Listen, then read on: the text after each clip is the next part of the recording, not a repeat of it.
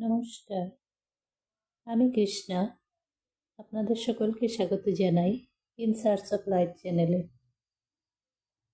আজ নিয়ে এসেছি আমার কাব্যগ্রন্থ ভালোবাসার রং থেকে একটি কবিতা, ফুলের ইচ্ছা। তুমি যদি বলো, আমি ঠিক উড়ে এসে জুড়ে বসবো নীলিমায়, কুহুক পাখির মতো ডাকবো তোমায় নাম ধরে, এক মুঠো রোদ এনে ছড়িয়ে দেব তোমার শহরে, যেথায় বৃষ্টি হয় নিয়ম করে ভর দুপুরে।